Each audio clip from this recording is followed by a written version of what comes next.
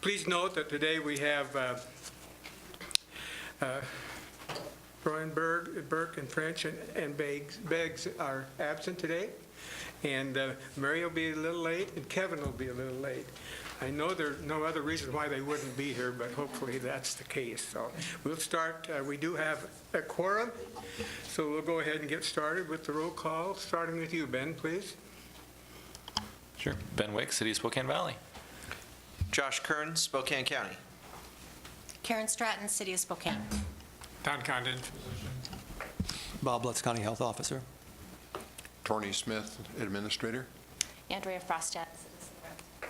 Chuck Hafner at large. Linda Thompson, City of Spokane Valley. Michelle Fossum, Legal Counsel. And Fitznoble, Recording Secretary. Okay, thank you very much for being here today. We'll start with item number 3 with citizen input. And again, to remind you that those of you who are having participate in that we reserve a half hour at this time, and if there's more people than it's necessary for your 3-minute each, that we will then continue it after we do our business for the health board. So you have 3 minutes. We certainly will make sure you're not interrupted. We will hopefully put up a play card for you at the end of the during the period of time and when it's happening, so you'll know, but we will not interrupt what you're trying to relate to us. So with that, we can start with Sascha, please. Sascha Ormond. Oh, I'm sorry. You're new. You come right on up. I'm sorry about that. The discourteous part of it. Please come up, spend your 3 minutes, speak so that we can enunciate and hear what you're saying. So Thank you very much for being here. Okay. My name is Sascha Ormond. I am a pediatric nurse practitioner. I've worked in the community for 20 years, having primary care experience. Wanted to briefly address the vaccine issue. As you're all aware, many infectious diseases are spread more highly among groups that are unvaccinated. For example, nearly 100% of the people who get measles are non-vaccinated or under-vaccinated. So it's a well-known that unvaccinated people have a higher risk of getting and spreading certain infectious diseases. Those germs spread to babies or old people or others with immune problems, create bad outcomes. Recently at my clinic, I saw a family whose 3 kids who were not vaccinated had chicken pox. They got that from their grandpa who was visiting out of town. He had been having side pain for a week when the kids all got chicken pox. His symptoms were nonspecific, and he didn't have any shingles lesions when the kids all got the varicella virus. So we know that there's a period of time before people have illness symptoms when they're contagious to other people. During the flu season, most of the big hospitals in the area require people to have flu vaccines. So that's a choice. People can choose if they want to do that or not, but if they choose not to get their vaccines, they're required to wear a mask during flu season. It's not a punishment, it's just meant to decrease the spread of illness among people that are exposed to influenza in the hospital setting. In public schools, there are a lot of germs in the wintertime. Some of these create symptoms like colds, coughs, vomiting, diarrhea. A lot of these are not a big deal. But there are certain germs that are a big deal. I call them travelers. They travel, they don't just stay in one place. They travel up and cause meningitis. They move down into lungs and cause pneumonias. Some of these are viral issues that can't be treated with antibiotics. We know that these germs are the more difficult ones, and we, label those as kind of our infectious disease ones. We kind of keep tabs on those and try to contain them and keep them from spreading around the population. When there's a known disease outbreak that carries the really high risk of complications, it's best in the interest of the school and the community to contain that. I've seen children and families who've suffered the effects of various infectious diseases. It's It's rare, it's not very common, but it is very real and very serious in both the cost in dollars and in the lives of those who are affected. So, in my opinion, by removing non-vaccinated kids who are most at risk of spreading germs and illness out during an outbreak in schools, I think we are doing our best to protect our children and our community. Thank you. Thank you. Jen Haywood, please.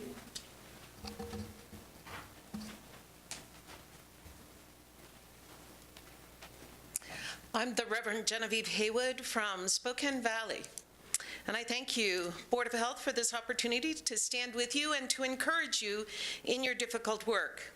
It's been months since I was able to attend one of your meetings. Most of the citizens of our county are busy at their jobs and can't take advantage of this opportunity. They are trusting you to make decisions for the welfare of the entire community. They are counting on you to be data-driven and scientifically based. They are counting on you to discern facts, data, peer-reviewed science, and make the best possible choices for the life of our citizens. The beauty of the scientific model is that it is not a belief-based model. Beliefs are hard things to overcome because no amount of reason or science can sway a hard-held belief. Good science is not a belief system. You must either trust good science or you don't. Good science is a system that is indeed driven, data-driven, peer-reviewed, able to be replicated in further studies. If new information is discovered, then good science makes new decisions based on new discoveries.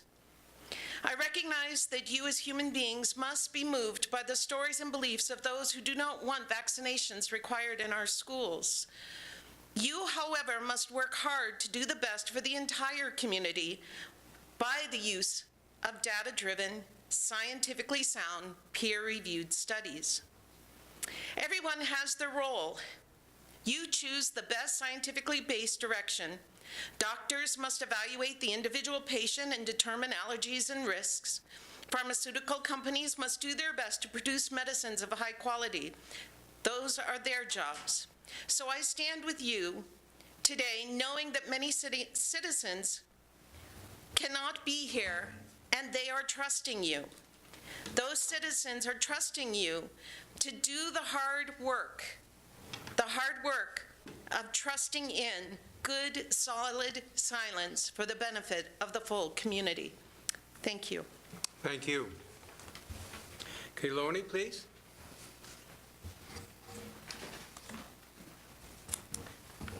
Kailani Bonner, Spokane Valley. Good afternoon. Later on during this meeting, you will be viewing a slide claiming the authority for school exclusions. This slide is incomplete as it is describing only a voluntary exclusion. Do you recall during the Marshallese mumps outbreak when the board was trying to help frustrated parents? They were unable to get a straight answer on how to lift or make the exclusion voluntary?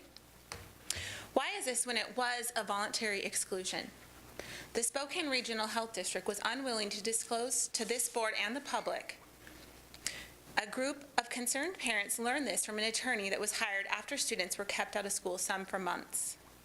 In the interest of our civil liberties, persons cannot be quarantined without limitations and specific due process. The applicable and complete citations are found in the WAC 246-100, communicable and certain other diseases. Section 11 defines an exclusion as a disease control measure, specifically a quarantine. Section 36 outlines the responsibilities and duties of health officers, and Section 40 describes procedures for isolation and quarantine when implementing disease control measures in schools. The 040 WAC clearly describes that all disease control measures are voluntary unless due process requirements are followed, with limited timeframes and including the right to petition for relief from the quarantine and the requirement to notify the quarantine party of this right to challenge. Only after this process and a petition is denied is a quarantine involuntary. The WAC 246-6-110 series cited on the slide you will see later is in addition to the 246-100 and does not supplant it. 246-110-011 definitions do not carve out school exclusions as anything other than a disease control measure quarantine. 246-110-020 does not create new authority to impose an involuntary quarantine of unlimited length without the ability to petition for relief. Think about it from a common sense perspective for a moment. Does it truly seem reasonable that if a student can be kicked out of school for an indeterminate length of time with no right of recourse? Having an opportunity to make a 3-minute comment once a month that is dismissed or ignored is far from sufficient recourse.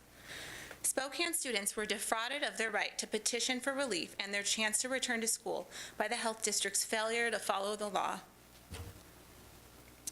Spokane students were defrauded of their right to petition for relief and their chance to return to school by the health district's failure to follow the law. I feel like I should read that a few more times, but I'll move on.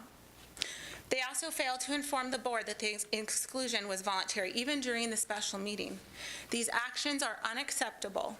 We need to respect the rule of law that has its just purpose. Thank you. Thank you. Joan or Joanne? How do you pronounce your last name, please? Berkowitz. Thank you very much.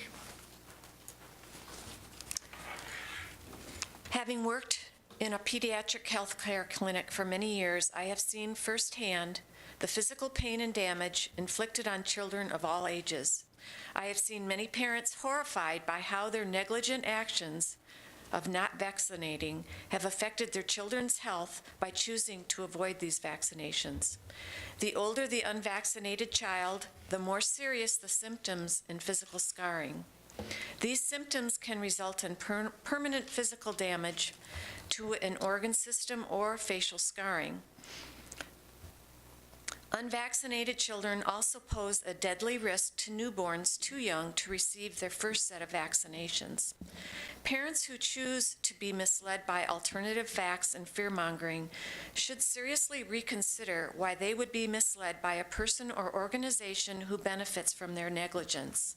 Besides newborns being potentially killed by unvaccinated children, immune-compromised individuals of all ages can be permanently damaged by exposure to infectious diseases. Parents who choose to exempt their children from vaccinations need to understand that their children should remain isolated in their home as a means to protect the greater good of a community. Vaccines are in the best interest of our public care system. Thank you. Thank you very much. Dr. Kenley?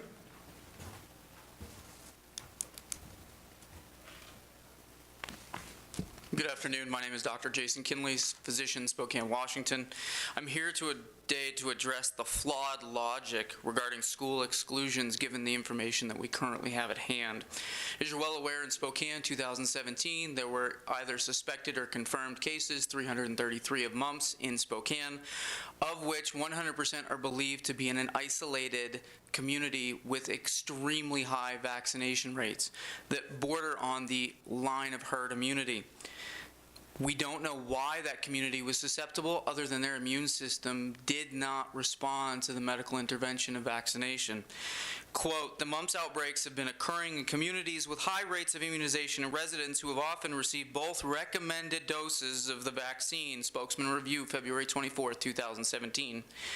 Not only the symptomatic, but possibly the asymptomatic who've been vaccinated may have spread the disease because, according to a paper that had as one of its authors Dr. Scott Lundquist, quote, the prevalence of asymptomatic infections have not been assessed in the post-vaccination era, unquote. At the CDC meeting, the Arkansas State Health Officer described that nothing they tried worked, including more shots, because the Spokane outbreak was linked all the way back to Arkansas, and the CDC acknowledged that. The outbreak only subsided when all of the Marshallese caught and recovered from mumps, and we saw the same thing here in Spokane. Exempt students were off campus for over 90 days. That is 6 or more infectious cycles with no exempt involvement. Marshallese were not going to school and catching mumps. They were catching mumps in their homes and at social events and taking it to school. The claim is that the purpose of excluding students is to theoretically prevent the exposure of a vulnerable student who could have a poor infectious outcome. However, we're not excluding students vaccinated with Veravax to protect the same individuals we're concerned about regarding poor outcomes. I've given you the manufacturer's insert with the highlighted quote in yellow. That Quote, due to the concern for transmission of vaccine virus, vaccine recipients should attempt to avoid, whenever possible, close association with susceptible high-risk individuals for up to 6 weeks following vaccination with Verivax. To exclude those who are asymptomatic with concerns of mumps and not those who present a known risk based on CDC-approved manufacturer-supplied information is hypocritical. The CDC has also recently added meningitis, which we are attempting to prevent, to a number of these vaccine inserts because they do not update them regularly. Now, Verivax has been on the market for 20 plus years. So these are major concerns that we're not addressing. If we're going to exclude one group, I ask the Board of Health to exclude all in the concerns of those that we're supposed to be protecting. Thank you very much, Doctor. John Farrar, is that correct, sir? Correct, yes. Okay, thank you. 2 months in a row, you got it right. I'm a slow learner, it took me 2 months. Okay. You did great. Thank you. John Farrar from Coeur d'Alene, Idaho. I'd just like to quote from a study. It was in the American Academy of Pediatrics Journal, which is called Pediatrics, in 2000.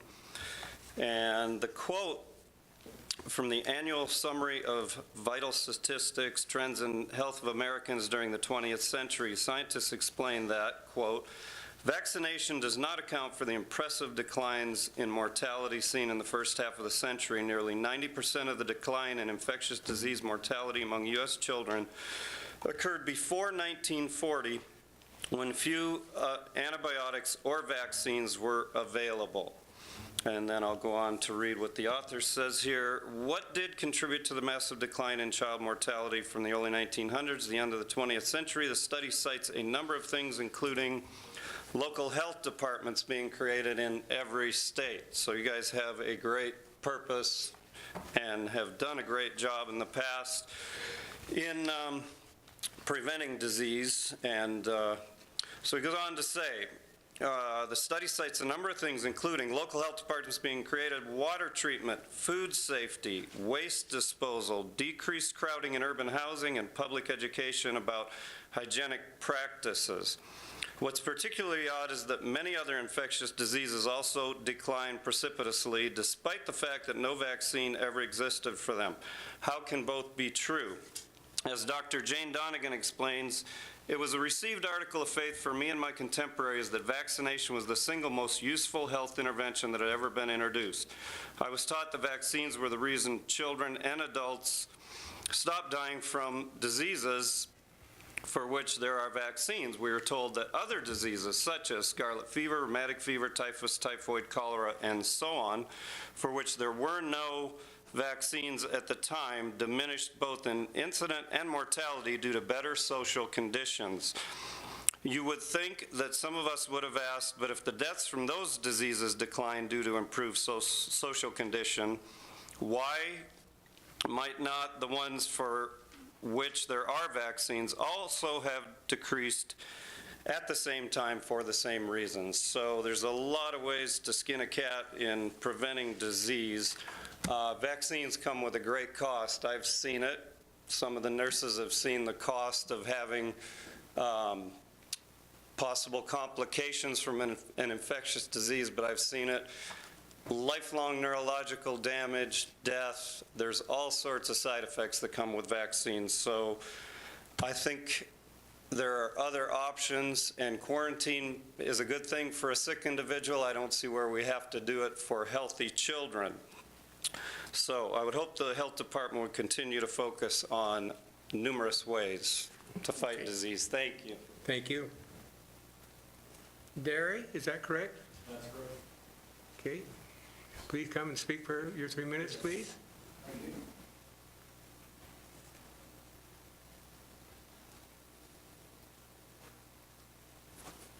Thank you very much for giving me a few minutes to speak. I'm very highly invested in the health of children. I worked with children, young adults for over 40 years. The last 27 in Spokane Public Schools. A lot of kids come from very, very poor and unhealthy conditions. So as we're talking about improving the health of the environment, not all children have a healthy environment. I'll go back to my own personal story. I'm very invested in Spokane as well as our healthy youth. I'm third generation Spokaneite.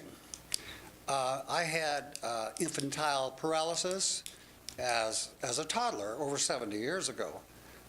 My mother, who desperate to save her child from crippling disease when especially half of my body remained paralyzed for 6 months, got the best medical advice that she could at the time, and that was to rigorously move my limbs, the affected limbs. She got her father, she got her friends to do these things. I thought about bringing a picture today, but you'll just please take my word for it. I have a picture of myself in a cowboy hat, looking pretty much like a conservative individual ready to ride a white horse with a cowboy hat and a flag into the distance. I was quite twisted in that picture. It's amazing that I'm only slightly off kilter. The reason I'm wearing this Vietnam service shirt today is because I'm lucky. How many times are you going to hear that somebody was lucky to go to Vietnam? Well, I was, because I was healthy enough to pass my physical.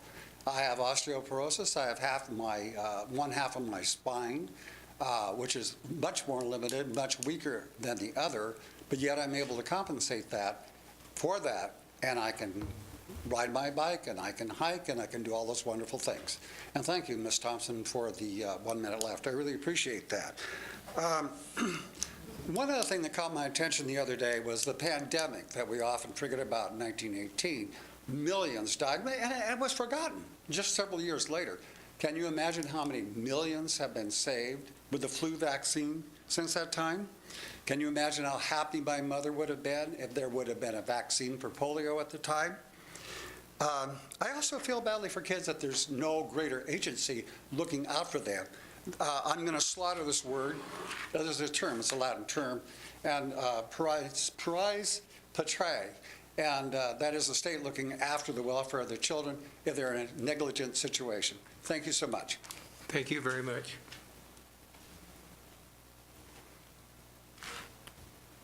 Lani Deal.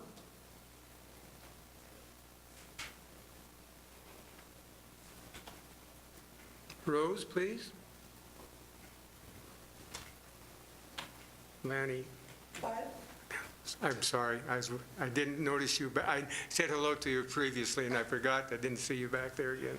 So this will not account against your 3 minutes, however. Well, I changed my name around. Sometimes I go by Leilani, and sometimes I shorten it up to Lani. So I think I was lazy this morning and just wrote Lani. So. Okay, thank you. I am an RN. I believe in science, but I'm not here to talk about the vaccine issue because of science. I'm doing it because I'm coming as a memory, sort of like dairy. When I was a child, parents herded their little girls together if someone came down with what we call 3-day measles, now it's rubella, because they knew if they got it as young women when they were pregnant, they would have birth defects in their babies. They did the same thing with young boys. If there was mumps, they took those young boys and they would rush it to whatever family in the neighborhood. Kids had mumps to expose their sons because they knew that if their sons got mumps when they were young men, they would become infertile. I had chickenpox, and I am liable to get shingles. I've had my vaccine, but my children never will. They've never had chickenpox. They had the vaccine. I repeated my vaccine at 65 to protect my grandchildren and all children that I'm around with. So we need to remember there were times when these things were not available. I had scarlet fever. Our house was in quarantine. We had a big quarantine sign in front of the house. Nobody was allowed to enter or leave our house while we were under quarantine. It was very isolating. I can imagine these families that have to keep their children home, but they only have to keep their children home. They don't have to stay home. Quarantine's a really terrible, terrible thing when your whole house is under quarantine. We don't have to do that anymore. I had to have my heart checked frequently after having scarlet fever because that's what it damages, is your heart. So that's just what I'm saying. I'm just a memory reminding people of what it used to be before there were vaccinations. Okay, thank you very much. Rose, please. Which one? Well, it's the Rose. I can't read the Walham. I can't read the writing, I'm sorry to say. So there's two of you? There's two Roses? If there's two Roses, I'll take one at a time, but there's one Rose. Come on up and speak. You don't want more than one. Oh my gosh, my best friend. How could I do that to you? No, I'm really your worst nightmare. Why don't you be honest? Keep going. I'm going to count that as part of your 3 minutes. Yeah, that's c'est la vie. This is my 21st year of attending these Board of Health meetings in the sincere expectation that some of the pearls of wisdom, the seeds of thought might take root. I still persist. At risk of offending, but that's what I seem to do best. I have been here opposing public water fluoridation.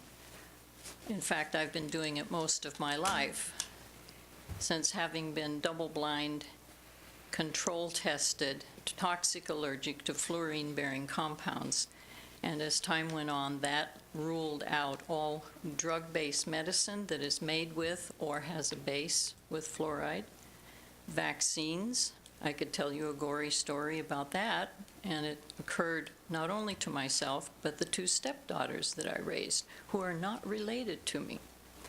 That's a variable that needs to be under consideration.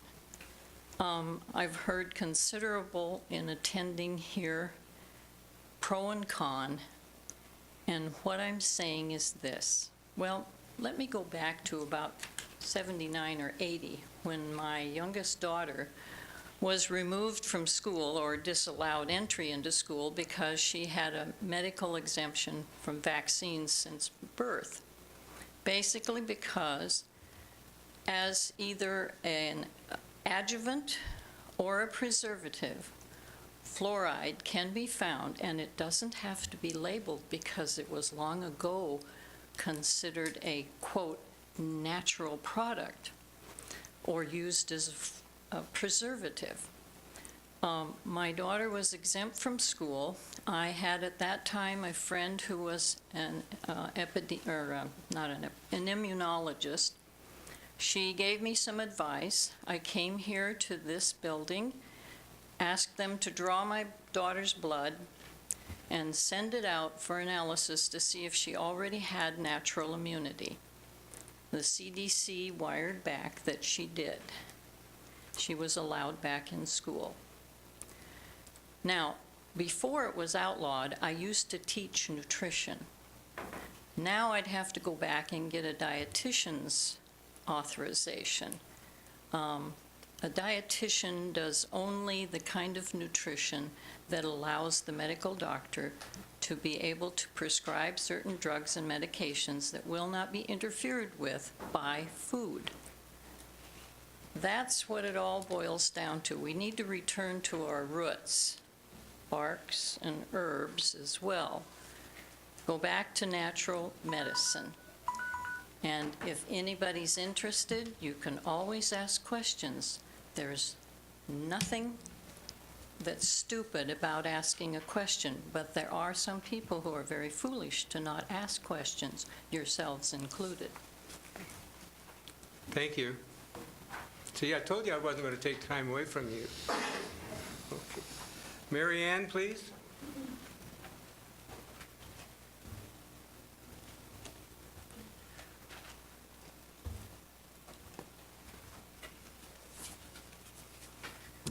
Mary Ann Kirchner, Spokane County.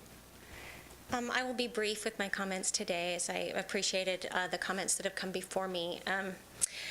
First of all, I want to thank the Board of Health for the work that you do. I am a nurse practitioner in internal medicine, and I depend on the information that you provide in making healthcare decisions with my patients, notifying us of outbreaks, and also helping us when we identify communicable diseases in our patients. I am here today primarily because I have been concerned about repetition each month. I have not been able to attend this meeting for quite a number of months, but I have been watching the minutes and hearing that there have been multiple testimonies trying to, I guess, discredit the importance of vaccinations. And while my heart aches for parents who have had difficult experiences and who maybe are fearful and have had difficult challenges with their children and believe that they may be associated with vaccines, I would implore those parents to listen to the stories of other parents like I have, who in my career have had to go to parents with their child who is no longer with us because they have a communicable disease that was preventable by vaccines. And take that fear into account when you want to discredit those vaccines. Take that fear into account that those parents no longer have a child that should be here. Once again, I just want to thank the Board of Health for the work that they do and for paying attention to data-driven studies. I know that there are studies out there that can contradict, but once again, these have to be replicable results, and they have to be able to be peer-reviewed and verified. Thank you. Thank you very much. We'll go now to item number 4, Chair Report, and I want to give an update on the Board of Health Transition Committee, and we'll have other committee meetings at that time.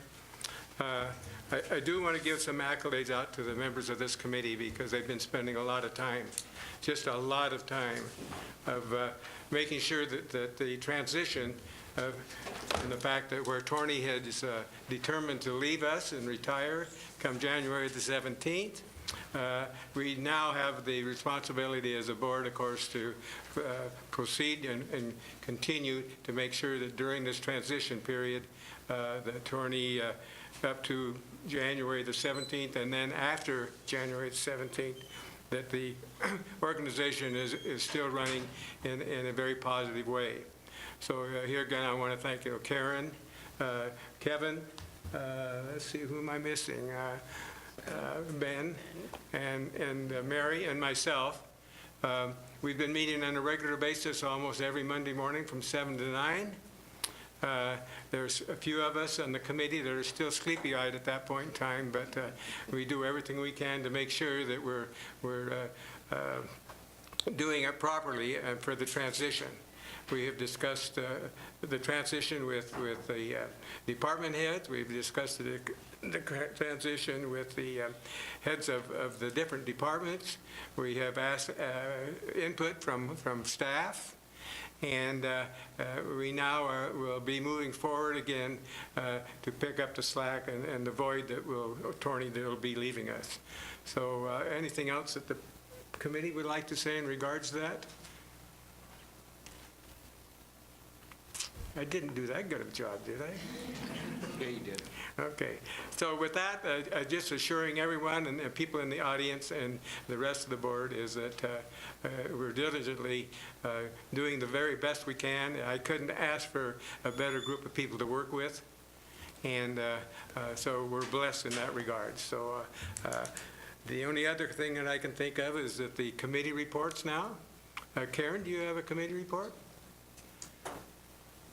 I do not. Okay. And Breen is not here, so evidently he doesn't have one. Do you have a joke for us? Am I still on? Yes. I have 2. Well, you have 2. I have 2. Josh is going to help me. Okay. Okay, so the first one is, what is a plumber's least favorite vegetable? You want me to read it? You get to read the answer. Okay. A leak. Hey, what? That's good. That's a great joke and fantastic delivery. Come on. Yeah. Okay, and then the last one, because we're so close to Halloween. Okay. Why didn't... Okay, why didn't the skeleton cross the road?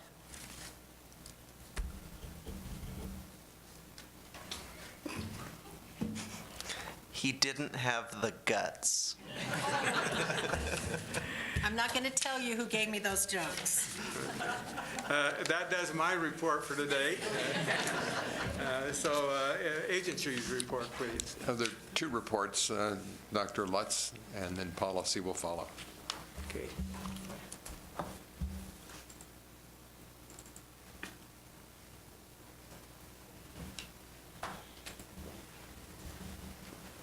Well, good afternoon. In the interest of time, I'm going to keep my report very, very brief. And then just with respect to deaths associated with flu, one so far in the state, one pediatric death outside of the state. And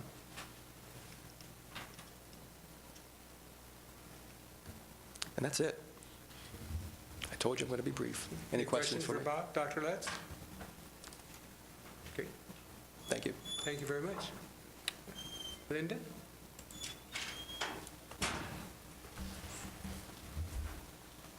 Good afternoon.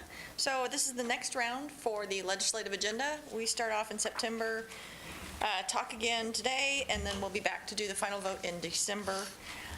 So today, really looking for your input on some of the changes that I've made based on your input from the September meeting. Any suggestions whether we take things off or add them back on, and then letting me know if there's any more sort of background or research you need on any of these issues. One of the things I do want to point out is the difference between your legislative agenda and then what happens in the legislative session. What will happen is your agenda items, even though we're trying to identify some relatively specific things we're wanting the legislature to do, it doesn't cover the full spectrum of what eventually in the legislative session will be proposed in the way of bills. So what I will do is monitor legislation that's coming out. Anything that relates to your agenda, I will be reporting back to you on and then acting accordingly based on where they fit in the tiers in terms of work on those specific bills. So there may be a lot more specific things that come out that fit within your agenda items that just aren't listed in detail here. Does that make sense? I've gotten a couple of questions about that. So changes from last time, a lot of these were finessing some wording, really making sure we have a clear ask up front. Sometimes it got buried in the paragraph.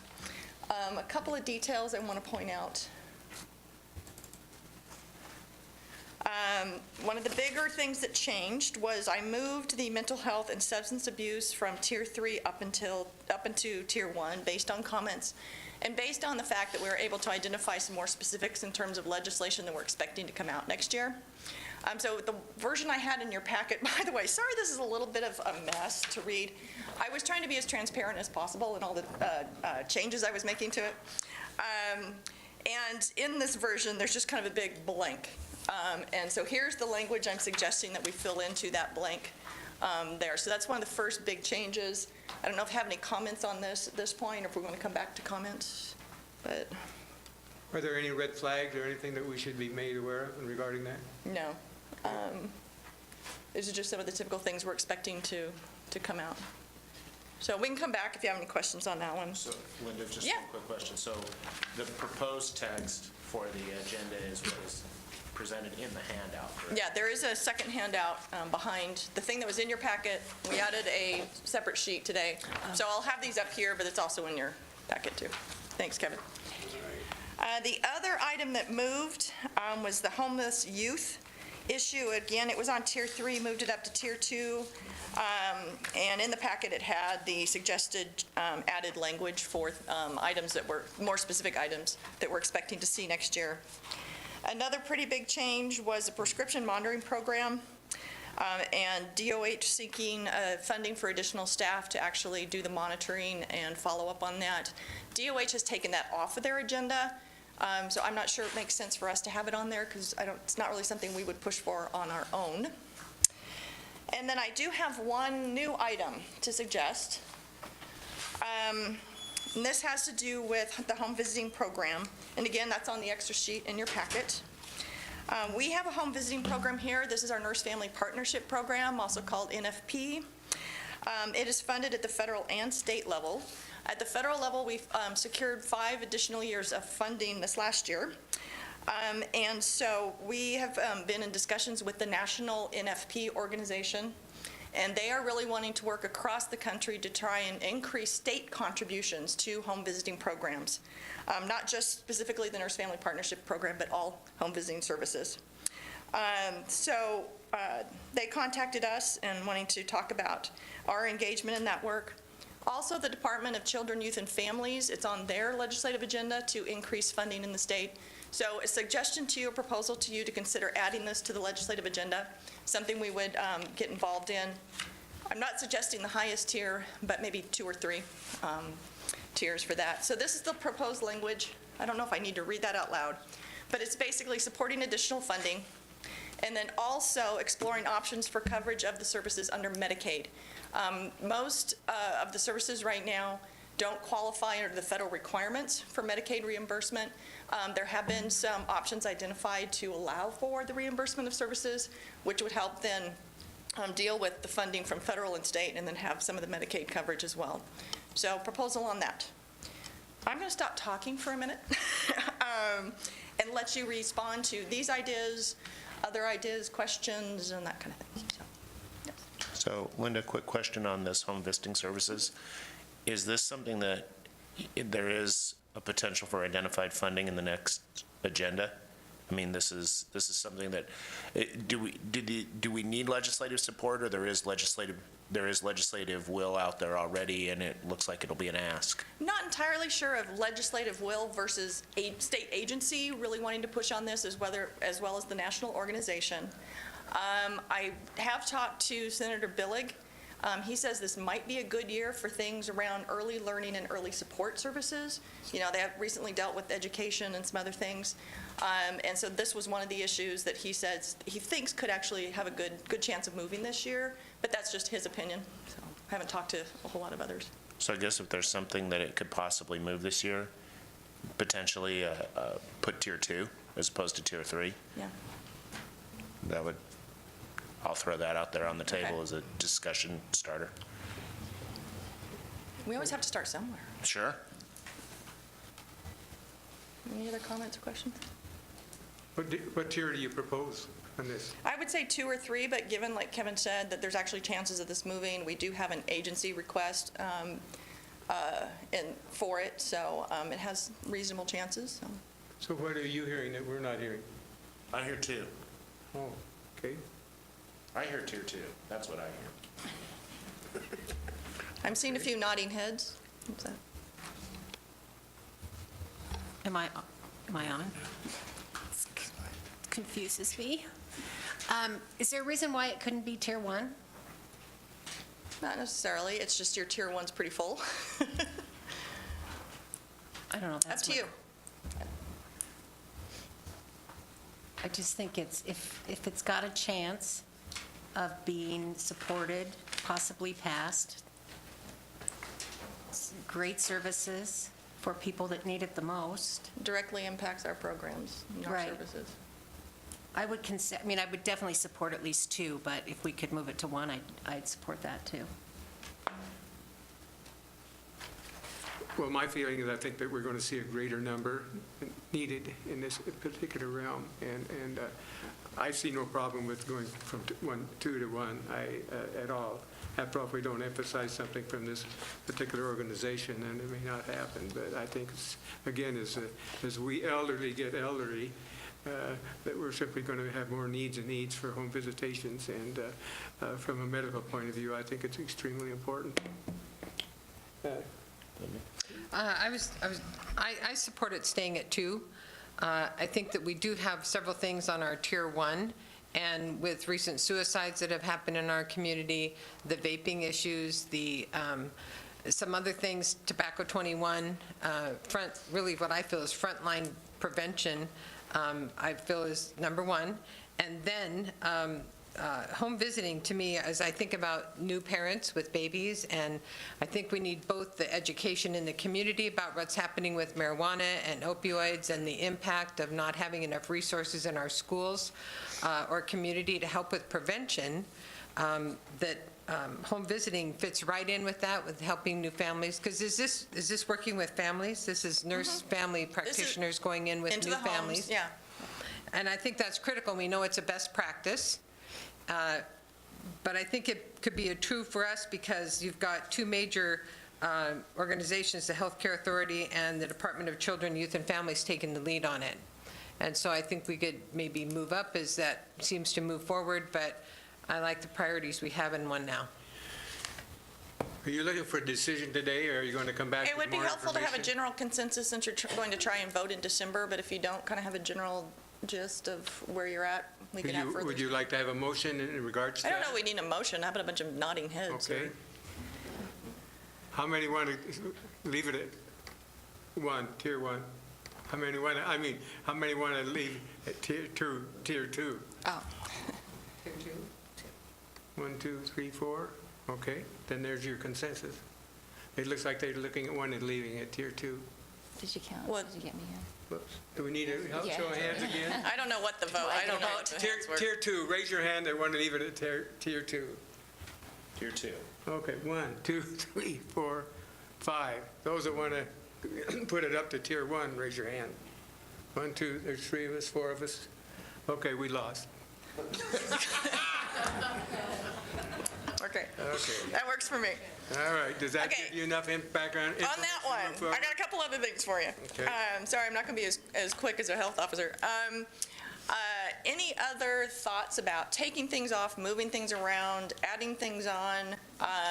Any more research you need me to do or anything? And I see Ben down here. Ben? Just looking at the agenda and kind of some of our past strategies before in the city, is just trying to focus it down to the priorities, so that way maybe like all of tier 1 items fit on the front of a page, all of tier 2 might be the back side of the page, and really kind of trying to focus the agenda to just a single piece of paper. I mean, And talking, I think that will happen, if you look at this, my comments over here are taking up a good chunk of the page. Once those comments are gone, I believe it goes back to one page, and that is something I love to do. I'm one of those really neat and tidy people, so I will do everything I can to do that kind of a and so I layout. guess if there's some decisions that we need to make to focus what are tier 1 issues or tier 2 issues to try and help facilitate that, Mhm. I think we're going to have better chances of success on some of these items if we can be more streamlined or brief. I mean, legislators, you only get so much time, and you're not going to be able to cover 3 or 4 pages of topics with them, so. Okay. All right, thank you, Ben. Anybody else? Okay, thank you very much. Linda, what else do you want? Well, I was just going to say real quick, I guess if that is the intent of the board, is to streamline maybe our tier 1 items, I would think maybe at this time I would volunteer that maybe oral health could be dropped down to a tier 2, because I think that we have some of that's a much harder lift, I think, to get that through, and I think it's something that we can advocate, but I don't necessarily know if it needs to be a tier 1 policy right now. I would just say that if there's something there that we need, that there is the desire to streamline things, I think that could recede down to a tier 2. I think it ended up on tier 1 from the policy committee, so. And I was probably the biggest advocate at the policy committee at that point, so, I didn't mean to point the finger at you. No, that's fine. I do point away. But I would also then say that, based on comment, that it could possibly slide down. Any other comment? Well, Andrea? I don't know if that means we can revisit, or we're just going to slimline on the first tier, or we can revisit the home visiting services and moving that up. In a way, isn't that the same as, because the home visiting services kind of in an indirect way is kind of an umbrella over the dental, the oral health, because those needs are addressed by those who are visiting the homes and direct them to services. So the proposal was to take oral health down to tier 2 and put home visiting up on tier 1? Need another consensus? Is that what you're asking for again? Either that or just a lack of nobody But speaking maybe might perhaps say that everybody's okay with that. Perhaps you need to meet with the policy board, We committee. don't. You We don't meet again, no. I don't know how many's gone. So can you meet again? Huh? Can we meet again? Yes.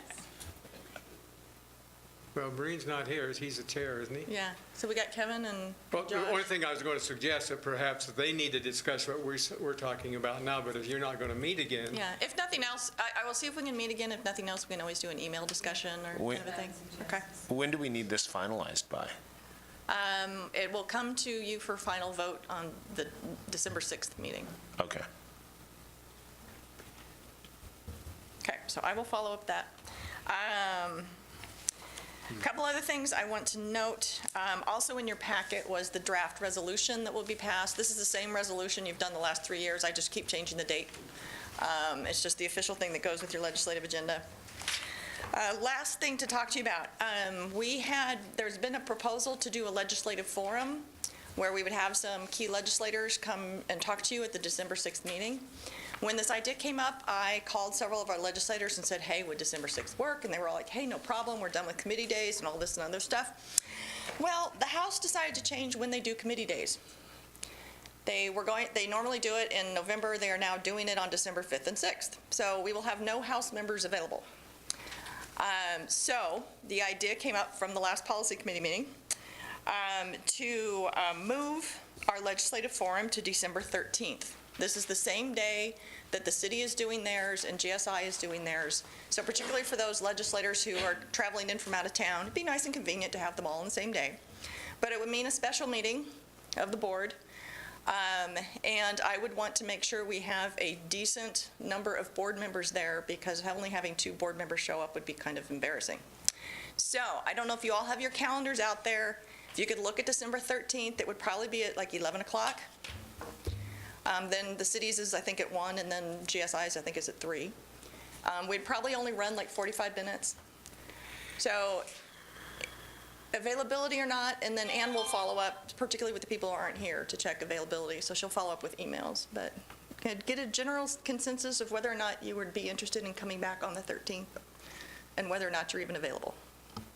There is an STA board meeting on the 13th from 10 to noon. So that puts me out. That would put Josh out. I will be in Olympia for the Traffic Safety Target Zero Plan discussion day. I'm available. And it's already on my calendar, and that's a little weird. Is that the city's one or is that ours? It says Board of Health meeting with legislators, 11 a.m., December 13th. I'm guessing Brian may have put that on your calendar. Well, we had discussed that previously, I think, in exec session, to see whether or not Oh, it that would was be executive available. session, that's right. Okay. And Or executive board, And so here again, at least the members of the exec board executive committee. were are aware on. of Okay. that on the 13th. So Anybody besides Karen can be here. I think I'm available. I'm available because I'm. Because I think that's, depending on how the election goes, that there would be new election training in Olympia that day. Okay. That's a Tuesday. Thursday. So you would be out? I'd be out.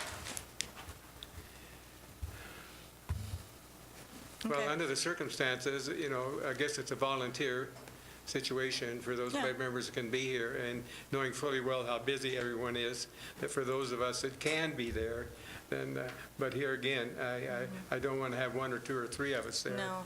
I've got somewhat of a sense of who can and can't be here. I'll work with Ann, make sure we get a final tally of who's willing to come. And yeah, if we don't have more than, I would say, 5 of you, I wouldn't bother. Okay. All right, thank you all. Thank you very much. At this time, I'm going to go item number 6, the consent agenda. I'd like a motion to approve the meeting minutes, September 27, 2018, please. So moved. Second? Here, second? Second. Any, excuse me, I'm losing my voice. Any discussion regarding that, the minutes? Hearing none, all those in favor? Aye. Aye. Those against? Passed. Thank you. Now we'll talk about the vouchers, September 1st through 30th of 2018. Do I hear a motion to accept them, please? Move approval of the vouchers as presented. Second? Second. Second? Any discussion? Not hearing any. All those in favor signify by aye. Aye. Those against? Okay, thank you very much. Now we're going into an exec session. Would you like to say what we're going to do? Sure. We're having an executive session to review of personnel duties pursuant to RCW 4230 G. I anticipate about 10 minutes. Okay. And that's for board members only, please, so you'll have to leave the room during this period of time. And council And right? council and Ann, please. At this time, then, we are back in session again at approximately 13 minutes to 2. And I would ask for a motion on item number 8, please, on the agenda. Move approval of Resolution 1805, approving 3 temporary assignments effective November 1st to assist with the transition onboarding process as presented. Second. And discussion about it, please. Any discussion? All those in favor? Aye. Those against? Thank you. The resolution has passed. Now I'll go to item number B, under action items, adopting the 2019 Spokane Regional Health District budget. Mike? All right, thank you. This is Resolution 18-06, asking for the 2019 budget resolution to set an expenditure authority for next year of $34,121,573. And this is the most we've ever asked for as far as expenditure authority here at the Health District. As you know, many years in the past, we were always running between about 20 and 25 million. The last few years, there's been some growth and some programs that are growing up. Our current year's budget is at 30 million with others and right in the 30 million range. And Kim and I checked the numbers through September, and we're right on pace to get that. So we're getting both revenues and expenses at about the 30 million mark for this year. So using our new Profix budgeting software that we've used for the second year now, people did a really good job of doing budget this year, of putting the numbers in where they're actually coming in. In the past, we kept comparing budgets to budgets over the course of years. We had some numbers in some of the wrong spots, but as we use this new system that gives you the last 5 years of actual data, plus the current year's budget, plus the current year's actuals, as they presented the budgets, it did a really good job of turning in a budget. I presented this budget to the Budget and Finance Committee. They looked at it in fairly in-depth look, and also after that, we mailed it out to the whole board, and we did get a couple questions over the last few weeks and answered those, but I think we got all the questions answered that were asked at that time. And one thing that was requested of me by the Budget and Finance Committee was that I start giving finance reports monthly at this meeting. That being said, so I was preparing a big presentation today, sort of a history of some numbers and that. But that being said, the exec committee of the board asked last week, could I keep it shorter, because this was a full agenda today. And so we sort of backed off. So that I do plan to come at the December meeting and all the monthly meetings next month with some finance fiscal report that I'll tell you about how the agency is doing and any other topics come up as far as new grants and likes of that. So, that being said, I am asking for approval of Resolution 18-06, so we can have a budget for Mary, as 2019. chair of the Budget Committee, would you like to say anything? Yes, no, I think Mike has done a really good job. So, I mean, it was one of those, as we went through all the details of everything, we took a look at all of that. So I feel very comfortable with where we're at to make sure that we had a balanced budget. And, it's the interesting thing in our budget how, there's a small amount of local funds that are, I would say, more discretionary, that we have more flexibility in how those funds are used, versus the majority of our funds are all grant funds that are specific, dictated to us, for compliance purposes as to what we use, how we use those, and what we use those for. So it's, it's an interesting budget, but it's pretty fixed as to what we can do with those funds. So I think you did a great job. Okay, thank you, Mary. No further anymore. Mike, you have anything further to say? No, I'm good. So I would like to see a motion made for Resolution 18-06, adopting the 2019 Spokane Regional Health District budget, please. Would you like to make that motion? I would. I would like to move that we approve the, I should just say that, but let's see. I would like to move that we adopt the 2019 budget for the Spokane Regional Health District. For your second? Second. Okay. Any discussion, please? Ben? Hey, sorry, just fairly new to the board here, so I think this last came up before I was on here. 13% increase in revenues and expenses seems like a lot. Is there a major change or something new that's coming down? I mean, New money coming in. There's new money. Our treatment services program is growing up from, there were 500 a few years ago, they're up to 750 and heading towards 1,000 clients, and those clients are paid on a monthly basis, so there's fees coming in from the treatment services. We have a growth in not only the nurse-family partnership you heard earlier, that there's going to be a growth in that expansion in that program, that there's also extra money coming in from the state that's actually superintendent money that goes to the schools and comes to us for the Birth to 3 school district program. And a lot of that's passed through to providers like the Guild School and Youthful Horizons and Center for Pediatric Therapy. But we're actually getting these numbers up in the budget at the right level that they're coming in. And so that program's been at a growth. And then on the federal dollars, we just last year, the first part of last year that wasn't in last year's budget, we had taken on the HIV/AIDS ADAP program. That's a special part of HIV/AIDS money that comes in to help clients with making sure they're going through all their proper. Are the business licenses and permits the permits that we issue, or is that coming down from somebody else? That seems like $1 million increase in licenses and permits. I just Okay, can't remember that our fees changed. one's actually an offset. So if you see that the 321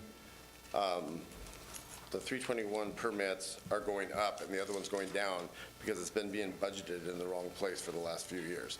So that $1 million increase at the top also includes that 737 going down and the one below. We've actually been putting it in the right place in the accounting system for the last 3 or 4 years. It just kept getting rebudgeted in the wrong place. And now by using the new budgeting tool, we were able to see that needs to be budgeted on that line item that's really coming in on. So it was sort of it was an offset across the two, not a $1 million increase in fees. Okay, thank you. Any other questions of Mike? Okay, all those in favor? Aye. Those against? Thank you very much. Thank you. Okay, let's go to Resolution 18-07. I think, Bob, are you going to speak to that? Dr. Lutz, I'm sorry. I'll get back to being formal, Doctor. Thank you, Board Chair. Hafner. As presented at our last board meeting, the Spokane Health Advisory Council is based on a model that I was able to observe being used over in Clark County a number of years ago, whereby the Board of Health had an advisory council that, again, represented various sectors of the community. Our particular model, as I'm presenting it here, is specifically an advisory council to me, and I would be serving as a liaison between it and the agency and the board. So as an ex officio member, for me, it's an opportunity to gather more information from our community and thereby forward that information on to our agency and to you as the board. So as discussed last month, in your package, you'll see a list of individuals who have agreed to participate in this organization, this group. We are currently we would look to meet approximately 5 to 6 times a year. And the bylaws that were drafted have been, again, based upon that which I saw in Clark County. They have been revised and reviewed by Michelle Fossum. And so that is what is in front of you today. Okay. Do I hear a motion to accept it, please? So moved. Second? I have a question. Oh, So I'll second. Okay, now, okay. We have a motion. Did we make a motion to accept that? Yes, and we have a second. Oh, I didn't realize that. Yes, Okay, so- ding. So we're in discussion. Okay, we're still in the discussion part of the motion. Okay, any other discussion? Ben? Is this just, it is for this year, this is the first time you've done this, and implementing this, is this the first? This is its first iteration, yes. Okay, so you plan on switching out this list? Correct. Yeah. And So, your criteria said it was just getting a cross-section? correct. And again, I use the criteria based upon both what I saw in Clark County and also what, for me, getting out in the community, the different sectors that I thought would, again, need representation. Now, that said, it's by no means fixed.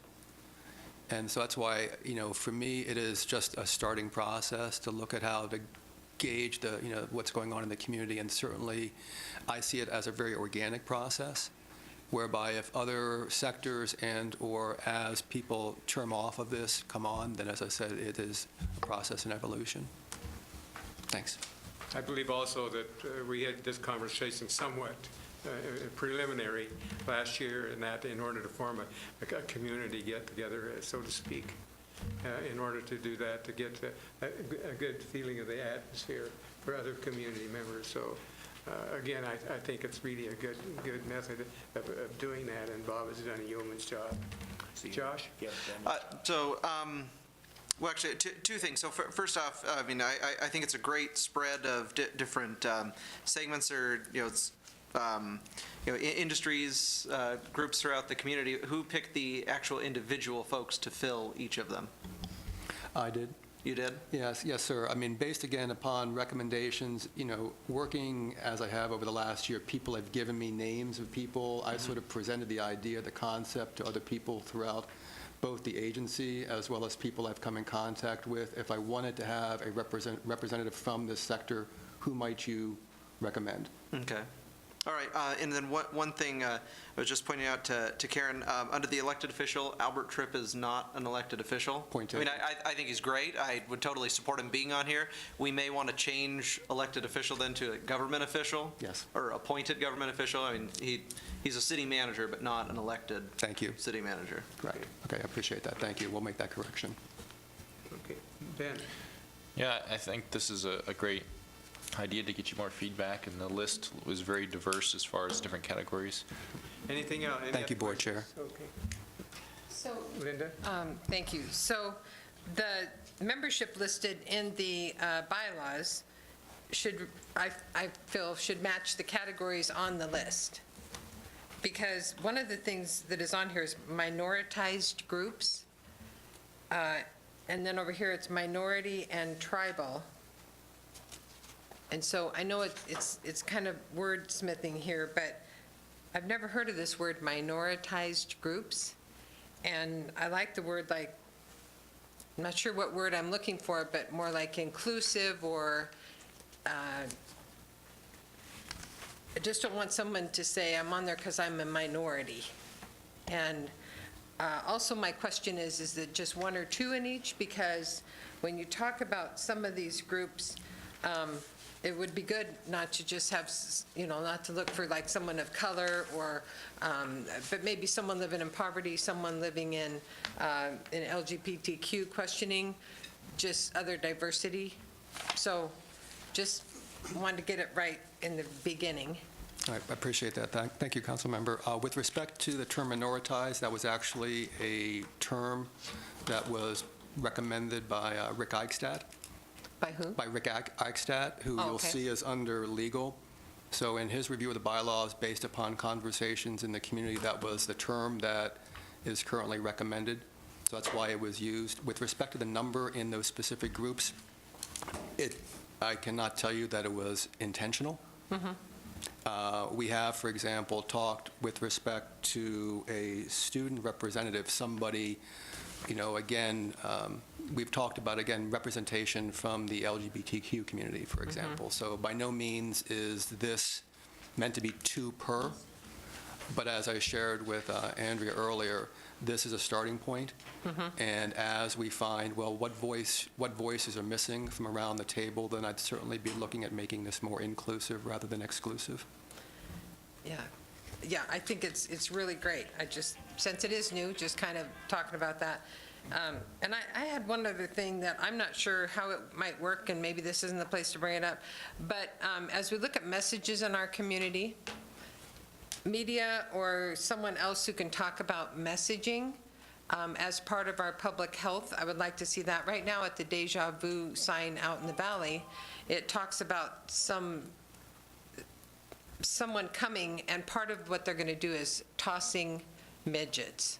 I'm really sorry that I'm saying that, but that is trying to figure out how, with our Board of Health or this health advisory, how we start talking about how we talk about things in our community to include hurtful or disrespectful language.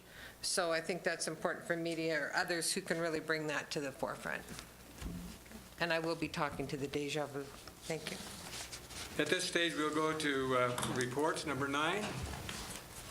And regarding mumps exclusion, the data drives the strategy. Bob Lutz, please.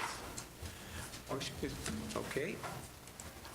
You get me this afternoon and not Dr. Lutz, though So he's Susan? not far away. So Susan, you're going to be the presenter then. I am. Okay.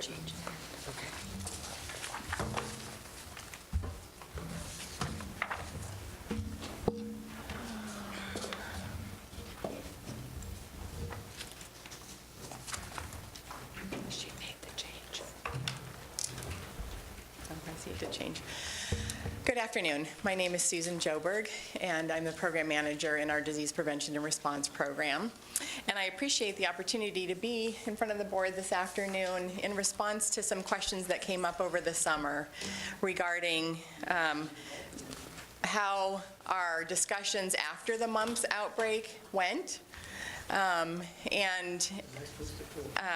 As well as sort of explaining the best possible way around what's the flow of authority related to exclusions around disease outbreaks. And then there were a couple additional questions that were really geared toward how the schools and the health district can work together to really support students.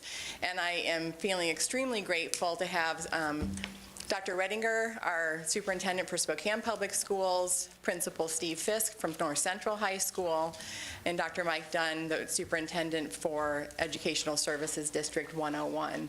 So they'll come up right after I'm finished with my presentation and offer some comments and take questions. So the questions that were asked over the summer from the policy committee were really about that flow of authority. And let me advance my slide. And so to try and simplify without, on something that is really hard to simplify, I'm not intending to oversimplify what the law says. We can reflect back to Michelle's presentation in March where she covered this really quite thoroughly, and this is intended to be more of a summary and how it's actually practically implemented. So starting with a disease outbreak and how that's defined in the Washington Administrative Code 246-110, it's a contagious disease discovered in a school or childcare environment where the health officer shall take appropriate actions to control or eliminate the spread of the disease. That doesn't happen in a vacuum. There's lots of guidance, including the Centers for Disease Control Manual for Vaccine Preventable Disease Surveillance, specific to mumps. Our own Washington State Department of Health has surveillance guidance, also specific to mumps. And then there's standards of practice that the health officers across this country, and certainly within our state, share around the best mitigation strategies to interrupt infection. So then it comes to the health officer. His responsibility, well, first, who is he? So by the Revised Code of Washington, the health officer has specific qualifications. That's an MD in good standing with his license, and ideally a public health practitioner, which has made a fabulous decision in Dr. Lutz as a master's in public health. And the way we're structured as a health district, it's under the acting supervision of our administrative officer. So what are the actions then that the health officer would take and can take according to RCW to control and prevent the spread of any dangerous, contagious, or infectious disease? Again, that same guidance, but that's what his charge is to eliminate or interrupt the spread of infectious diseases. Schools follow that guidance from, or that order, if you will, from the health officer. They follow what that mitigation strategy is at his direction. The Board of Health Authority, also by Revised Code of Washington, is to provide for the control and prevention of any dangerous, contagious, infectious disease as defined in these RCWs and in the WAC. Provide for means authorization potentially of emergency funds to be able to respond appropriately. Provide for also can mean the oversight of our administrative officer and that partnership with the health officer around what those mitigation strategies are. So that's that kind of line of flow of authority during an outbreak situation. Not that you necessarily need a refresher of how we managed the exclusion criteria during the mumps outbreak, but very, very briefly. With the first case in a school building, we sent a letter home to parents explaining what mumps was, what the signs and symptoms were, what to look for. Upon the second case in that same building is when exclusions of susceptible students and staff occurred building-wide. 2016-2017 in our state, and really across the country, is the first year of very large outbreaks since mumps vaccine became a required school vaccine in 1977. What I wanted to share with you with this slide, and I apologize it's a little bit busy, but to demonstrate further that these decisions don't happen in isolation in terms of mitigation strategies that are well-founded in interrupting disease. We spent a lot of time talking to partners across the country who had similar outbreaks and wanted to know how they were managing it.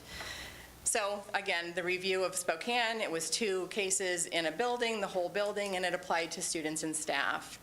Auburn, Washington, our partners to the west, went with 2 cases anywhere in the entire school district, and the whole district was excluded for susceptible students and staff.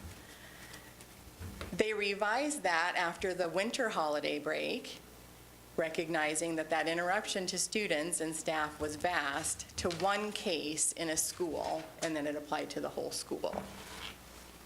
In Arkansas, it was 1 case in a school or a bus. The classroom was excluded of susceptible students if it was a discrete environment, or building-wide across the school if there was mingling, much like we do in middle school and high school in Spokane County.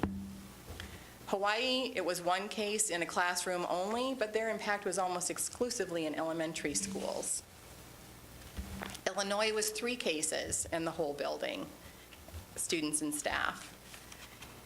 Oklahoma was interesting in that they applied exclusion criteria to symptomatic students and staff.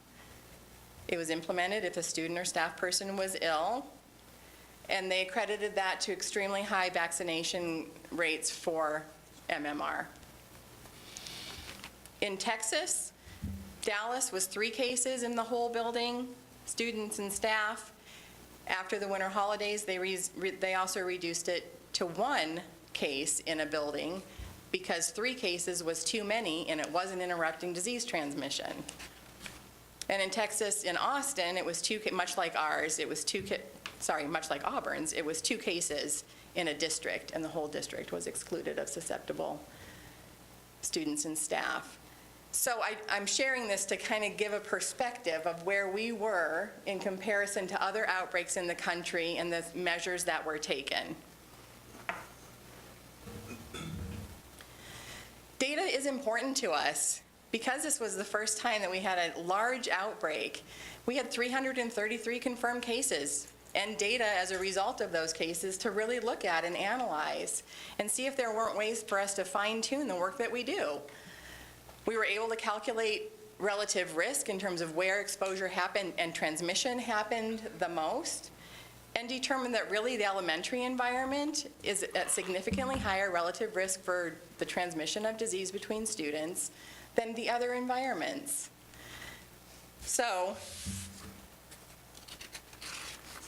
this is how we've refined what mumps exclusion will look like in a future outbreak.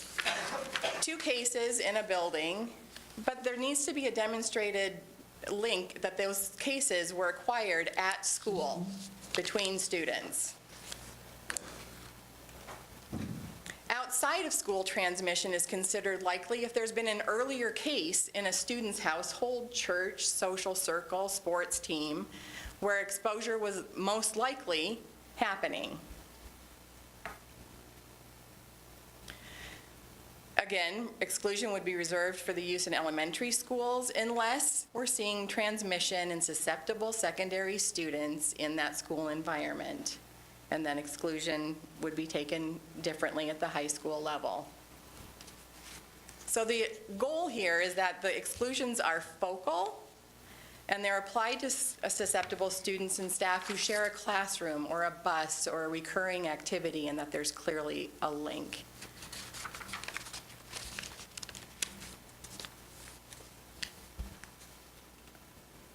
Okay, I'll end on that. So that's the end of mine. Questions at the moment? Okay. Well, I would like to invite our student, oh, sorry, Ann. Yeah, so it's time to open to ask questions to you, or we'll do this at the end of everyone? It's up to the, go ahead. What did you Andrea. ask? She wants to ask a question now, or do you want to wait till everybody is presented? Oh, well, you can ask if you have a important. Okay, Sure. yeah, so can you just define susceptible? Who are the susceptible students? So And how this would be implemented in retrospect, how this would be implemented? So susceptible students or staff are any that cannot prove demonstrated immunity, either through disease or previous disease or 2 vaccinations of measles, mumps, rubella. Okay, so with the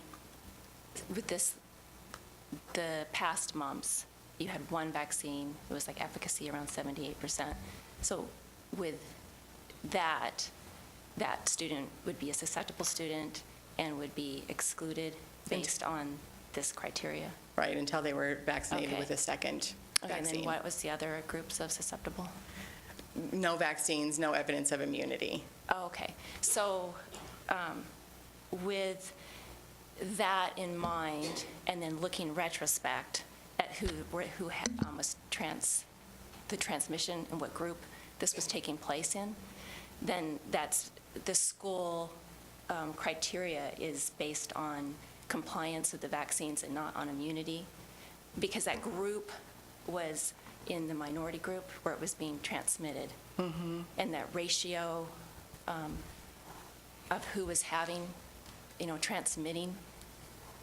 Who was becoming infected? Because we don't know about the transmission in terms of this. I'm not sure I'm understanding your question, but. Right. Well, what you're saying is that the criteria for the susceptible, being susceptible, means to show that you are following, you're being compliant with that vaccine, with the MMR. Right. Okay. But are we looking at the broader group where this was being, does this affect the groups, like the Marshallese, where most of the cases were occurring? So I think, so they're not counted as a susceptible group, is what I'm trying to clarify. Right, correct. Okay, so, and the reasons behind that are? Well, we know for the mumps portion of the MMR, it's at about 85% efficacy if somebody's fully immunized. And so based on that, the numbers of people infected from mumps during this outbreak were right in line with what that 15% would look like, even in a highly vaccinated community. So I don't believe, there's no evidence to suggest that there's a susceptibility, particularly around the Marshallese community, even though they were vaccinated with 2 doses of vaccine. Right, but the majority of the cases were occurring. It was like 75 or 78% of the cases. It was about 75% across all 333 cases, and within schools, it was below that. Okay.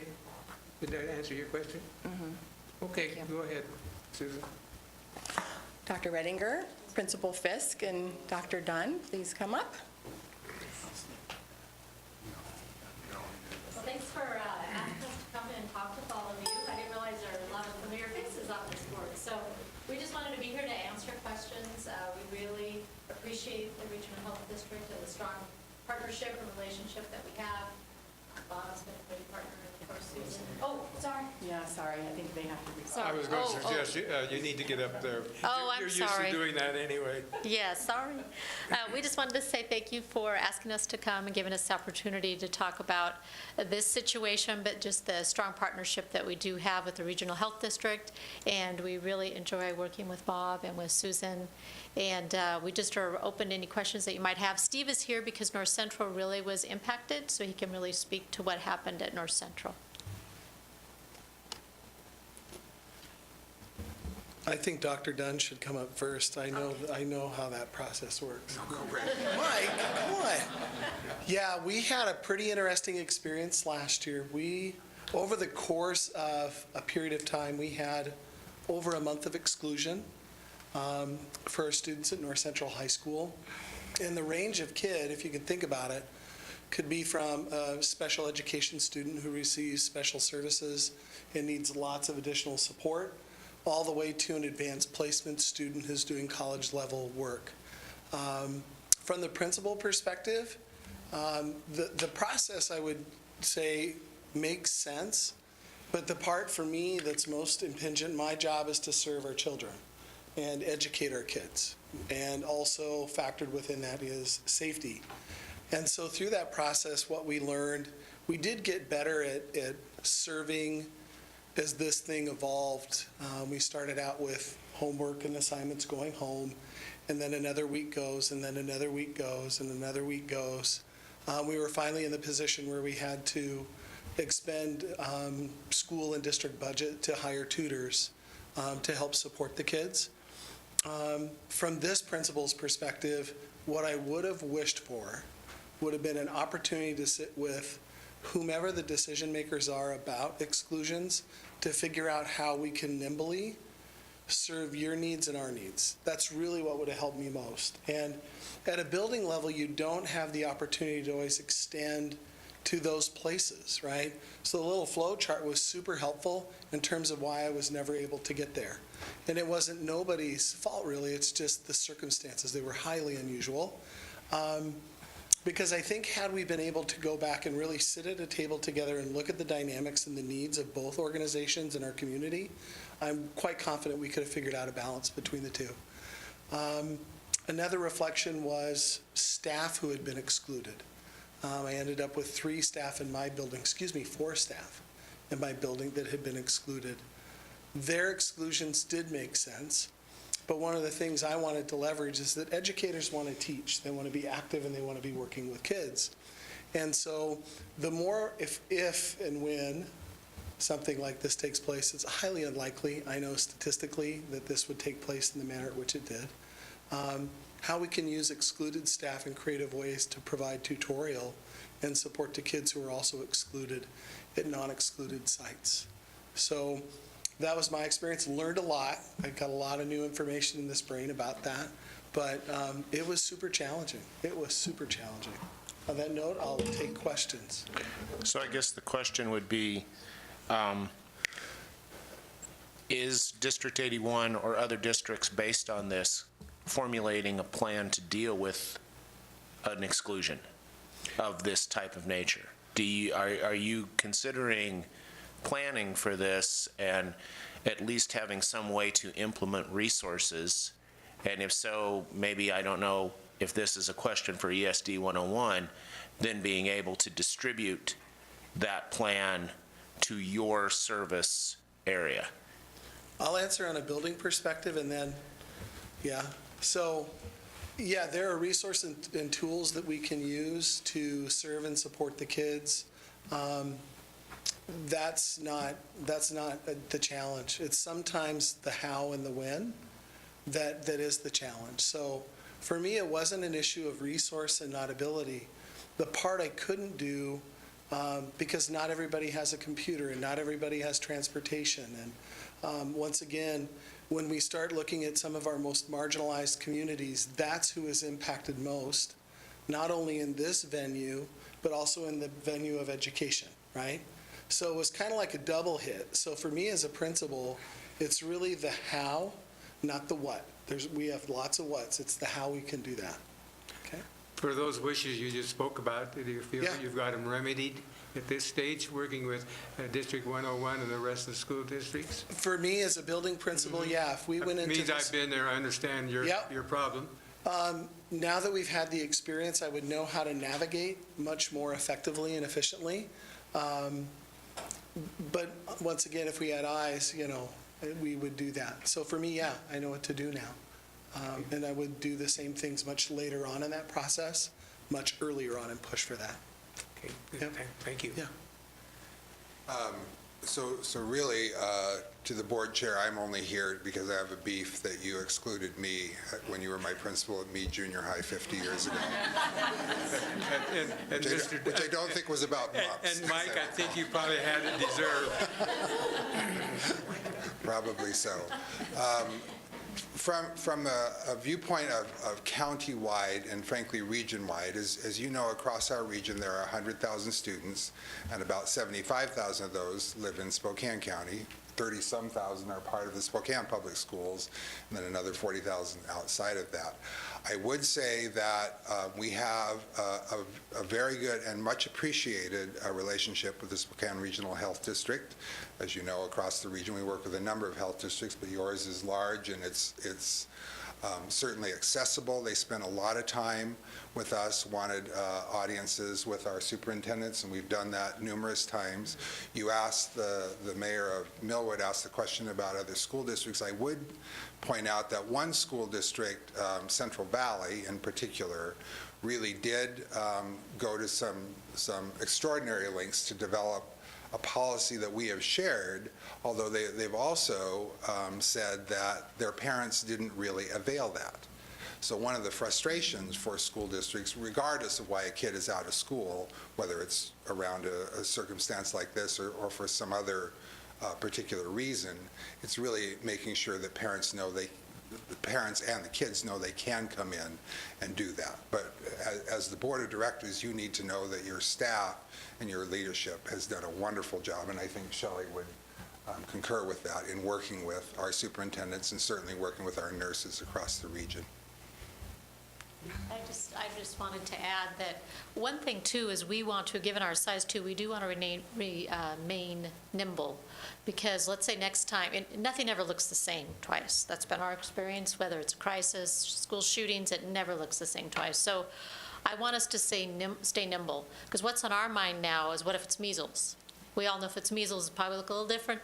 So that's one thing we want to make sure that we don't have something, a template that we say, you always go by this. Because even in a crisis, we say you've got to be flexible, you've got to be able to think. So we want to remain flexible and open, and really with your guidance and working as a team, do what's right. We've really did work a lot with Spokane Virtual Learning, which is our online program too. So this situation caused us to really get our elementary programs more robust, so that we can do that for our elementary students as well. Are you now planning some standards that all school districts will somewhat follow, even though each district has to be different? I understand that.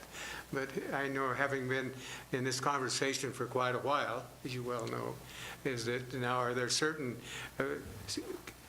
certain regulations or whatever that a school district can look at it and say, wow, I have something now to go by that I can feel very comfortable with.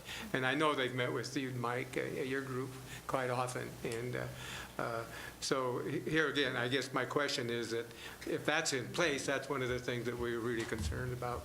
Yeah, I feel that it is. Yeah, absolutely. Yeah, I feel that that's in place. Okay, good. Any questions you would like to ask of the ladies and gentlemen up there in front? No, that's something I'm not quite clear about. Doc? What diseases do you approach this with? I mean, measles was one, but flu, where do you draw the line? I'll do my best to answer that, but I might have to go to Dr. Lutz. It's fairly clearly spelled out, actually, in the RCW, what diseases we'd be talking about around these types of exclusions. Most of the vaccine preventable, so measles, mumps, rubella. We do it for pertussis, but it's very focal approach like this, so you'd never see it in a high school or a middle school, and rarely even in an elementary school. Do you want me to read them? Sure. I put them on my phone. Thanks, Michelle.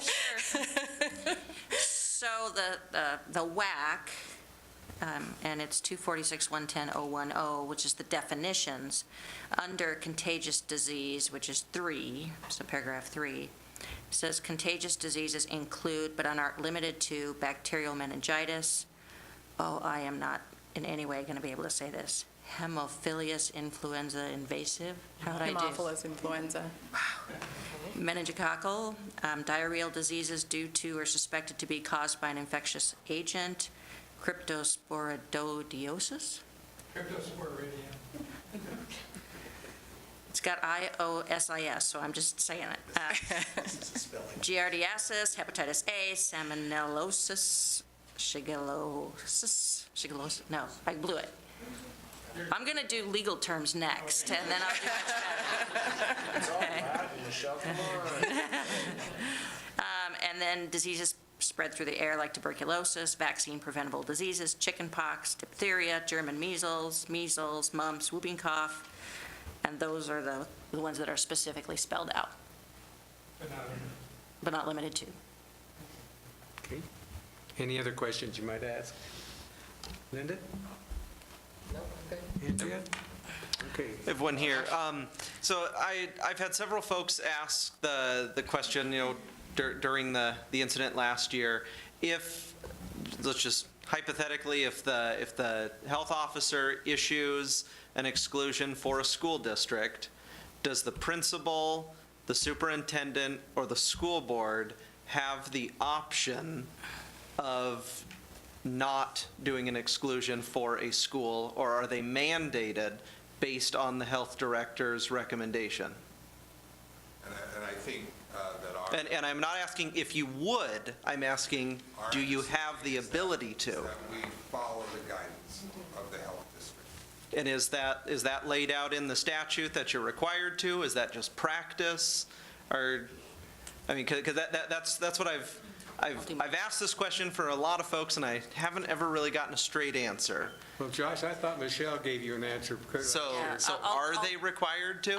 I'll try, and, because we've got lots of different levels of things potentially going on. Okay. So at a baseline level, the health officer tries to do voluntary compliance first.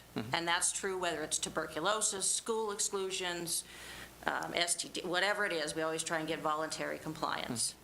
So he works with the school district to try and get that to happen. If the health officer, and jump in if you see it differently, but if the health officer believes that exclusions are necessary and the district says, no, we're not going to do it, he then can issue a health officer order. And that is binding? And that's binding. It is, okay. But it would also then come with the ability of the person who is excluded, or persons who are excluded, to seek review of that in Superior Court. So his health officer order, let's say he says, Johnny is excluded. That's for 10 days. Within that 10 days, the family can petition for review at the Superior Court. The Superior Court has a hearing within 72 hours to determine whether or not that exclusion is appropriate. And it's really more isolation and quarantine at that point than it is stay out of school. So, but when we get to that point that we issue a health officer order, it's binding unless the Superior Court says it's not. Okay. So, for example, the mumps cases, were those voluntary, or did they get to the order binding level last year? Were they all the voluntary exclusions, recommendations, or did they reach the level of the health director saying, no, I am issuing this is binding? Did it ever get to that second level? I don't understand that there was ever a formal health officer isolation and quarantine order issued at that point. Okay. So Am I for the correct on previous mumps outbreaks, they were all the voluntary exclusions, as she mentioned at first, correct? That's the first level, that's Yeah. where we were. But And if that's anyone all, had that's said- the only level we got to Right. during the last month's outbreak. As I understand it, if someone Okay. would have said no, though, I don't have a misunderstanding. There is zero question that if someone had said, no, we're not going to, that a health officer order would be issued, Okay, but no districts did say no, to my correct? knowledge. Okay. That answers, I appreciate it, thank you. Okay, any other questions you might have of Susan and her committee? Karen? So, going from what Josh just asked, all of this, whether the health officer has to say, you will do this, none of this requires a vote from the Board of Health, or from this group here.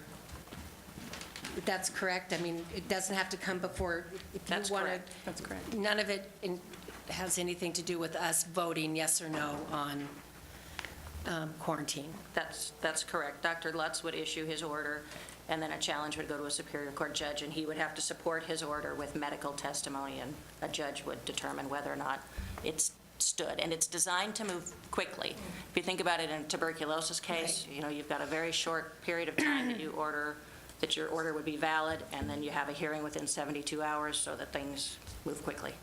So to help the individuals that come down and testify, who should they go to? If they have kids who have been quarantined and it's been a month or it's been a long period of time and they don't feel that they're getting the services they need, they don't feel their child should, after some point, be in quarantine, that they should be allowed to, those kind of questions. Where do those questions go? Because we get them here at the board, and we hear the testimony, but I don't feel like we have any power to help them. And so I'm just wondering, where do they go? Does the school district have constant communications with parents during this? I can tell you what I did in my building, the answer is yes. Okay. Yeah, and it was more frustrating than it was anything else, because it wasn't the fact that the kids needed service. So if I could ask the board for anything, it would be, Shelley talked about nimbleness. What nimbleness means to me is that I have the ability, because we had been excluded, we were an outlier, is what we were, and we knew that. How I could get the right people at a table to problem solve, to meet the needs of my kids and my staff. That's really what I needed. I didn't need any more paperwork. I really didn't need another article, and I didn't need more information like that. What I needed was some guidance and collaboration to figure out how we could do that. That's really what building principals need. I think districts need a little bit some other things, because they've got greater liability protections, and I think the socio-political landscape is very different. Right. But for a building guy, that's what I need. I need to collaborate with people who can help me problem solve to educate my kids. That's it. Karen, trying to go along with what he's saying is that it was the structure, the plan that had to come forth, and it was an experience that we all went through last year for the first time. fault. It was Right. just what it was. And so it came down to, well, my kid's not getting homework, and he's Right. been excluded, and how come he's not getting homework, and that type of practical stuff. And yet, a lot of that was happening, but also it was new to some of the high schools. Okay. Especially the high schools. Yeah. And I think that's why they've been meeting with Mr. Dunn and getting some kind of a structure going. Perfect. Because he represents all the schools in the county. Yeah, it was just frustrating on this end. We couldn't do anything to help them. It wasn't like we could take a vote or anything I like felt a little that, bit so. stuck too in terms of the service provider, right? Right. So now wanting to wade out into the water really wasn't my interest. My simple interest was, we had some ideas, and we were just kind of stuck in a spot where some of those ideas really couldn't get to maybe the right places. Right. To see if that was permissible or not. So now that we know, great. Yeah. Okay, Chuck? Mr. Chair? Can I add one other thing? Sure. I've had occasion, over the course of the months to off and on look at this from the what do you do standpoint, because that question was coming up a lot. And at the risk of overstepping, it seems to me it might be helpful to develop a a fact sheet, if you will, for parents. Your child's been excluded, now what? And that talks about the different levels this thing might be at, and what your options are at that level. Who to talk to. Yeah, who do you talk to? Where does the authority come from? What can you do about it if you disagree? So that there's something that can be given to people that outlines it. Because you've got rules from the school district perspective, you've got rules from the health district, State Department of Health. You know, you've got a lot of information to try and pull together and assimilate, which is not an easy thing to do when your kid has just been kicked out of school for something. Not just, I'll probably be in trouble, but maybe not. No, we won't let our legal get into any kind of trouble at all. So Any other questions you want to talk to? Yeah, because I like what Michelle's saying, because I think a lot of parents weren't made aware of the fact that, just from listening to parents, that there's also other implications with exclusions, and that maybe addressing the mental health aspect side of it. And then, the cohesiveness. And then you said North Central was hit hard. You said one of the highest hit. were out for- So what was the number of excluded? We raised about 18 to 27 total kids. That were excluded? Right. And the challenge was, we do have good SBL curriculum, but in an advanced placement course, there's no online coursework for that, right? So you're trying to toggle pieces together all the way to athletes who were scheduled to run at state track. And there was, in 2 cases, possible scholarship topics, right? So then we got into graduation a little bit. And by that time, I think the dust had settled, and I think everyone was definitely on the same page in their brain. It was just going through the process, because I remember at one point just saying, if I could just sit with someone who can guide me through the dynamics of disease and say, Steve, these are the things we're worried about. And I would say, okay, maybe we could do X, Y, and Z. Yeah. So were there things that you wanted to do that you weren't able to do because of One the... idea I had, sure, I'll share it with you. I wanted to take all my excluded students and use my excluded staff, right? And set up a tutoring learning center at one of our non-excluded high school libraries, where I had plenty of technology and plenty of space and all the things that we could do, and start a service model for them there and kind of move it through. I think what happened, that was kind of early on, and we were just trying to be creative about some things. And I think because it was so new and so unusual to folks, I think they didn't really know how to respond to that. Or it got maybe to the 3rd desk and it didn't get to the 4th desk, or, sometimes those things really do happen. So that was the one I think really could have helped. So I know now and who to go to, right? So it's good learning, but that would have been helpful. So was That's a great idea. Do you want me to help you get that through if it happens again? Yes. I think if it goes on any longer than 2 weeks, for sure. Good idea. Yeah, thanks. Yeah, because then that addresses all the other aspects of it as well. Right, There's and a place includes, for... the exclusion and just the psychological nature of it, and the support for kids and loving all our kids, right? That's just kind of what it's about, so. Yeah. And they put it all in kind of one nutshell. Right. So would this be for, this is just an example for moms, but the flex is there for, what you're saying is looking at each thing individually, each All diseases are always looked at individually, because for me, as Dr. Redinger suggested, if we were talking about measles, that's a whole different ballgame. Right. Okay, so my earlier question to you, so in retrospect, with what happened last year, with this new criteria, how would have it been different? It would have reduced the number of kids that were out for exclusion, or the duration of time that they were out for exclusion. But that's a theoretical conversation across the peers, because the susceptible students weren't there, right, to get definitive information. But based on this definition and these criteria, we believe it would have reduced that, which is our goal as well. Kids in school is the best place for them, not only for their learning and their future, but it's actually very telling of their health trajectory for the rest of their lives in terms of how positive that is. So we're all on the same page, and now that we have an opportunity to refine how we might go about this in the future, we're absolutely interested in doing that. Okay, so in the secondary... Sorry, You have more? I do, a couple more questions. Okay, so in the secondary schools, in high school, there would have been a lot less exclusions. Is that what you're saying? Okay. Yeah. So, yeah, and I just want to go back to like, well, Arkansas, and going back to what you just said just earlier, just now, what they saw was, they didn't know, they didn't have any concrete data to say why their curve went the way it did, if it was because there was less susceptible students, or if there was because of the behaviors that they were teaching, the other efforts that the health district was doing. They said there was no way to really tell, but they said that even with excluding students, they still had an increase of mumps. And so there was a lot of open-ended.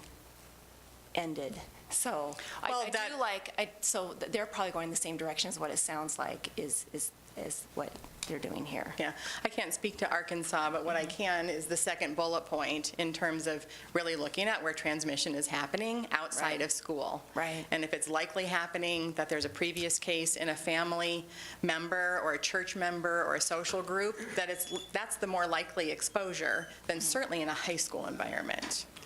Andrea, perhaps they'll stay afterwards. Time's getting essence because some of the people are having to leave. So if they'd have a minute, you could ask them some of their And I'm questions. done. Appreciate that. So, okay, anybody else? Well, this was helpful, thank you. Yes, thank you. Okay. Appreciate it. Okay, let's go from there. Board member check-in. Josh? Karen? Dr. Condon? Andrea? I'm good. Good. Mary? Oh, wait. No. Linda? No. Whoops. I just have one more question, because wasn't there something that Brianne Biggs was going to ask a question about, was that what you were asking about, a challenging, was that answered? That was answered, okay. Okay. Well, I just had something, went to the fundraiser breakfast for the therapeutic drug courts, mental health and drug court, and Commissioner was there as well.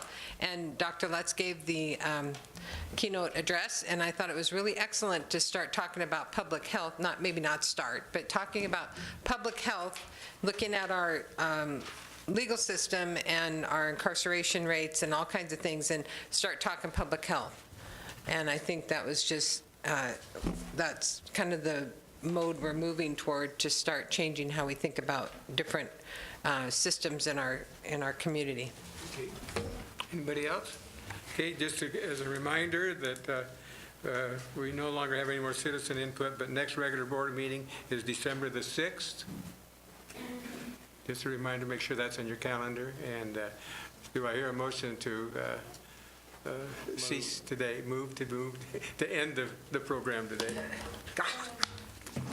Second. Okay, all those in favor? All right. All those against? Okay, thank you.